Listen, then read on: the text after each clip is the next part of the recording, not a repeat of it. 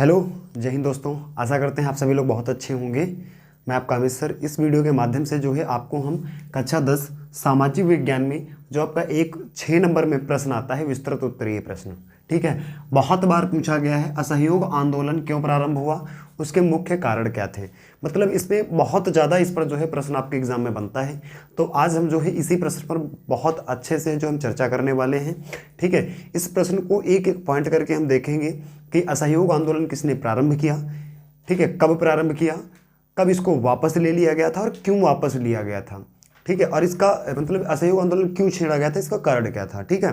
तो इस प्रकार के हम बहुत सारी चीज़ें जो है इसको लॉन्ग आंसर में समझने वाले हैं, जिससे हमको ऑब्जेक्टिव प्रश्न भी यहाँ से एक दो बनते हैं, वो भी हमारे क्लियर हो जाएंगे, ठीक है। तो कोई भी बच्चा स्किप नहीं करेगा वीडियो को, ठीक है, आराम से देखेंगे, चीज़ों को बहुत बेहतर तरीके से जो हम समझने वाले हैं, ठीक है। अगर चैनल पर कोई नया है तो प्लीज़ चैनल को सब्सक्राइब कर लीजिए, लाइक कीजिए, कमेंट कीजिए, ठीक, और बताइए कि जो है आपको ये कैसा प्रश्न लगा। इसी तरह से जो आपके महत्वपूर्ण प्रश्न हैं, जो आपके एग्जाम में आने की संभावना है, उन सभी प्रश्नों पर जो है हम एक एक करके चर्चा करने वाले हैं। ओके, देरी न करते हुए बढ़ते हैं अपने कॉन्टेंट की तरफ, देखते हैं क्या है। वेरी इंपॉर्टेंट है भैया, असहयोग आंदोलन क्यों प्रारंभ किया गया, उसके प्रमुख कार्य क्या थे। ये 2025 के लिए मेरी उम्मीद कहती है कि पक्का पक्का जो है ये प्रश्न आपके एग्जाम में आने वाला है, ठीक है। तो इसको बेहद तरीके से समझते हैं। पहली बात ये देखते हैं कि प्रश्न क्या है। असहयोग आंदोलन क्यों प्रारंभ किया गया और उसके प्रमुख कार्य क्या थे। इस पर कई प्रकार से प्रश्न बन जाता है कि असहयोग जो आंदोलन है वो क्यों प्रारंभ किया गया, किसने प्रारंभ किया, प्रारंभ करने का कारण क्या थे, ठीक है, और इसको वापस कब लिया गया। इस प्रकार के अन्य प्रकार के जो है प्रश्न बनते हैं, उनको हमने एक ही प्रश्न में जो है ऐड कर दिया है, जो कि यहाँ से हम एक ही आंसर से हम अनेक प्रश्नों का आंसर दे पाएँ, ठीक है। देखते हैं पहले क्या है असहयोग आंदोलन की पृष्ठभूमि, मतलब असहयोग आंदोलन क्या था, इसको कैसे छेड़ा गया था और क्यों छेड़ा गया था। तो हम कहेंगे कि इसमें महात्मा गांधी ने भारतीय संविधान में प्रवेश महात्मा गांधी ने भारतीय राजनीति में प्रवेश ब्रिटिश सरकार के सहयोगी के रूप में किया था। मतलब उन्होंने ब्रिटिश सरकार की जो है एक सहयोग करने के लिए भारतीय राजनीति में प्रवेश लिया था।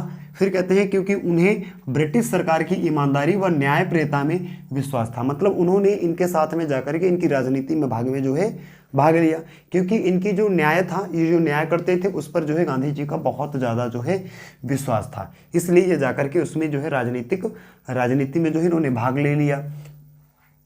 फिर क्या कहते हैं, परंतु वर्ष 1919 में अनेक ऐसी घटनाएं घटी जिन्होंने गांधी जी को ब्रिटिश सरकार के विरुद्ध आंदोलन प्रारंभ करने के लिए विवश कर दिया। मतलब हम ये कह सकते हैं कि सबसे पहली बात तो ये है असहयोग आंदोलन की पृष्ठभूमि में कि जो गांधी जी हैं उन्होंने भारतीय राजनीति में जो है क्या किया, प्रवेश किया, और ब्रिटिश सरकार की जो है सहायता करने के लिए, सहयोग करने के लिए इन्होंने भारतीय राजनीति में प्रवेश किया था। लेकिन उसके बाद इन्होंने प्रवेश क्यों किया, क्योंकि इनको जो है ब्रिटिश सरकार की जो न्यायप्रियता थी और जो ईमानदारी थी उसमें बहुत ज़्यादा इनको विश्वास था। लेकिन होता क्या है, उनको पता चलता है कुछ वर्ष जो 1919 ईस्वी में होता है, कुछ ऐसी घटनाएं घटती हैं जिससे गांधी जी बहुत टूट जाते हैं। वो देखते हैं कि अरे मैं तो बहुत कुछ आस लगा रखा था लेकिन ऐसा कुछ भी नहीं है, ठीक है। तो 1919 में ऐसी अनेक घटनाएं होती हैं जिन्होंने गांधी जी को ब्रिटिश सरकार के विरुद्ध आंदोलन प्रारंभ करने के लिए विवश कर दिया जाता है, ठीक है, क्योंकि बहुत ज़्यादा परेशान हो जाते हैं, सोचते हैं कि मैं क्या सोच रहा था और क्या हो गया, ठीक है। इसी के लिए जो है इस आंदोलन को छेड़ा जाता है। तो असहयोग आंदोलन के प्रमुख कारण थे, मतलब क्यों छेड़ा गया, इसके अनेक कारण हैं, कोई एक कारण नहीं है, ठीक है। क्या है पहला कारण, देखते हैं कि सरकार के द्वारा किसी भी क्षेत्र में सहयोग न करना। असहयोग आंदोलन को प्रारंभ 1 अगस्त 1920 ईस्वी में शुरू हुआ था।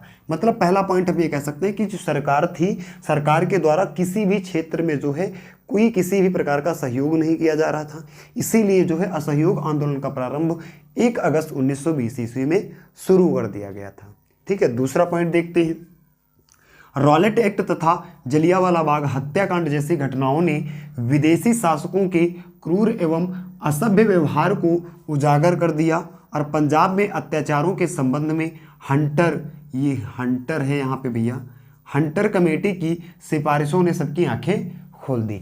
मतलब हुआ ये कि जब यहाँ पर देखा गया कि रॉलेट एक्ट तथा जलियांवाला बाग ऐसे ऐसे हत्याकांड सामने आने लगे, इसकी वजह से जो हमारे भारत के लोग थे उनके अंदर एक विदेशी जो हमारी ब्रिटिश सरकार थी उसके प्रति जो है अनेक प्रकार का आक्रोश भर दिया जनता के अंदर। ठीक है, बहुत ज़्यादा जो है जनता गुस्से में आ गई, बहुत ज़्यादा नाराज़ होने लगी और उन्होंने देखा कि विदेशी जो है मेरे प्रति किस प्रकार का असभ्य जो है व्यवहार कर रहे हैं। ये सब निकल करके बाहर आ गया, इसके लिए है जो इस आंदोलन को छेड़ा गया। और देखते हैं नेक्स्ट पॉइंट क्या है। प्रथम विश्व युद्ध के बाद आर्थिक कठिनाइयों के कारण महंगाई बहुत बढ़ गई थी और मध्यम वर्ग के लोग इस महंगाई से परेशान होने लगे थे।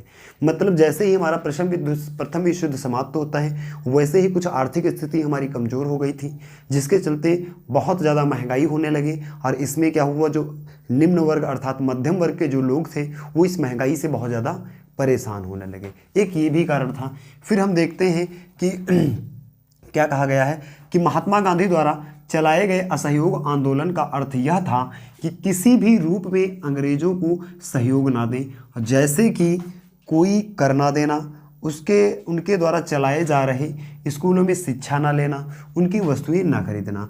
मतलब इस आंदोलन को इसलिए चलाया गया था, वो कहते थे अपने भारतीय लोगों से कि जो है जो ब्रिटिश सरकारी जो अंग्रेज लोग हैं इनको जो है इनके खिलाफ, इनके विरुद्ध हम खड़े रहेंगे, इनकी कोई वस्तुएं मत खरीदो, ये जो अपने विद्यालय स्कूल चला रहे हैं उससे विद्यालय में शिक्षा मत ग्रहण करो, ठीक है, और बाकी ये जो किसी प्रकार का कर लगा रहे हैं उन कर को हमें नहीं देना है। ठीक है, एक ये कारण था। आगे आंदोलन की वापसी, कब आंदोलन को जो वापस ले लिया गया और क्यों वापस लिया गया, तो हम देखते हैं कि 5 फरवरी 1922 ईस्वी को संयुक्त प्रांत आप सभी को पता है क्या है। संयुक्त प्रांत पहले था, लेकिन अगर मैं वर्तमान में बात करूं तो इसको वर्तमान में क्या कहा जाता है, उत्तर प्रदेश, यूपी।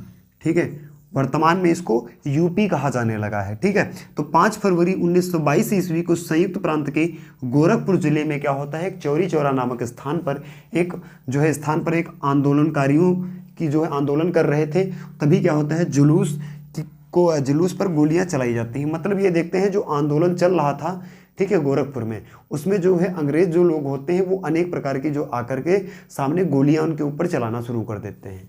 ठीक है, जो आंदोलन कर रहे थे, जब उनके ऊपर ही अपना जो है आंदोलन कर रहे थे उनके ऊपर गोलियां चलाना शुरू कर देते हैं, जिसके कारण जो भीड़ थी, आंदोलन जो करने वाले लोग थे, उनके अंदर एक बहुत ज़्यादा आक्रोश भर जाता है और जो उनकी भीड़ थी उसमें पूरी कह सकते हैं तहका महकी मच जाती है कि इन्होंने गोलियां चला दी ऐसे निहत्थे लोगों पर, है ना। तो आक्रोशित हो गई और पुलिस थाने में क्या कर दिया, आग लगा दिया। मतलब इतनी हमारी जनता ज़्यादा परेशान हो गई थी, जितने भी आंदोलनकारी थे हमारे पास, उनके ऊपर जब निहत्थी गोली चला दी गई तो भीड़ में इतनी तहलका मच गया, इतना लोग आक्रोश उनके अंदर भर गया, इतना परेशान हो गए, इन्होंने क्या कर दिया, जाकर के जो थाना था, थाने में सीधे आग ही लगा दी। और आग लगाने के बाद क्या हुआ देखते हैं आगे। जब आग लगा दी, जिसमें एक थानेदार समेत 22 सिपाहियों को जिंदा जला दिया गया। मतलब इन्होंने जब आग लगाई तो ये देखा कि एक जो थानेदार होता है और 22 सिपाही थे उनको बिल्कुल जिंदा ही जला दिया गया। इतना ज़्यादा आक्रोश इनके अंदर भर गया था। ठीक है, फिर इस हिंसक घटना से गांधी जी जो है बहुत दुखी होकर के आंदोलन को क्या कर लिए, वापस ले लिए। मतलब जब गांधी जी ने देखा कि ऐसी चीज़ों को, अरे ये जो है एक हिंसक घटना है, इससे गांधी जी बहुत ज़्यादा दुखी हो गए थे, जिससे उन्होंने इस आंदोलन को वापस ले लिया था।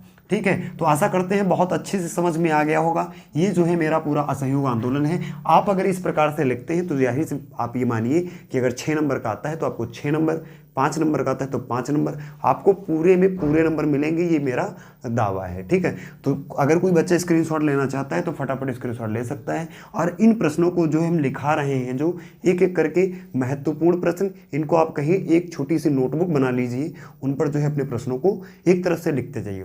इससे फ़ायदा आपका ये रहेगा कि जैसे ही आप एग्ज़ाम आपका पास में आएगा तो उस कॉपी को जब आप उठाएंगे तो वो सारे महत्वपूर्ण आपके प्रश्न एक ही के पास में सटीक तरीके से लिखे होंगे, जिसमें आपको जो है रिवीजन करने में बहुत ज़्यादा सहायता मिलेगी। ठीक है, अगर आपने सारी चीज़ों को देख लिया है, समझ लिया है, इस चीज़ों को जो है लिख करके आप प्रैक्टिस करेंगे। ठीक है, तो आज के लिए बस इतना ही। ठीक है, बाकी हम आपको मिलते हैं नेक्स्ट वीडियो में। ओके, जय हिंद, वंदे मातरम।